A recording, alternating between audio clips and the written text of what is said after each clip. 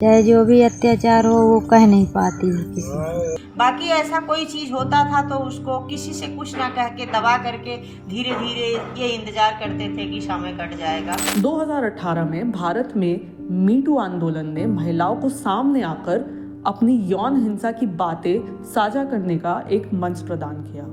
हाल ही में Hema committee report के release के बाद केरल की फिल्म इंडस्ट्री में कई मीटू मामले सामने आए हैं, मगर मीटू आंदोलन अब तक शहरों तक ही सीमित रहा है। उन हजारों कस्बों और गांवों का क्या जहां ऐसी घटनाएं रोजमर्रा का हिस्सा है, वहां की आवाजें और कहानियां कहां हैं? तो एक रिश्ता आया और वो आकाशवाणी में बोलते थे और मैरिज हमारी हो गई। 2 साल बाद पुत्र हुआ और इसी बीच में जो घटनाएं हमारे साथ घटी वह एक्सट्रीम समस्या वाली घटी। दहेज संबंधी समस्याओं का सामना हमें करना पड़ा। ये नहीं दिया, वो नहीं दिया।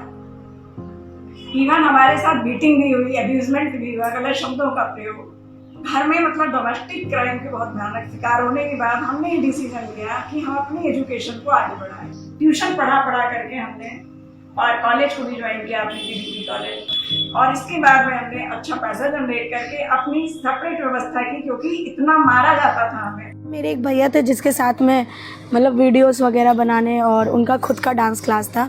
तो वो एक दिन मुझे लेके गए, फिर अचानक रूम बंद कर लिए। मैंने कहा भैया ये क्या? तो सडनली मेरे से बोलते कि मैं तुमसे प्यार करता हूँ, ये वो, मेरे को टच करने लगे। मैंने कहा भैया दरवाज़ा खोल दो, नहीं तो अभी मैं बहुत तेज़ से चिल्लाऊंगी। तो जैसे वो दरवाज़ा खोले तुरंत मैं इतनी तेज़ वहाँ से भागी। मैंने मतलब मेरे दिमाग में इतना डर लगा था, और वो रोक रहे थे, मैं दरवाजे के पास जा रही थी, रोक रहे थे, धक्का दे थे, लेकिन पता नहीं क्या, मतलब समझ लीजिए भगवान मेरे साथ थे। उन्होंने फिर थोड़ी देर के बाद दरवाज़ा खोलते और मैं तुरंत भाग गई वहाँ से।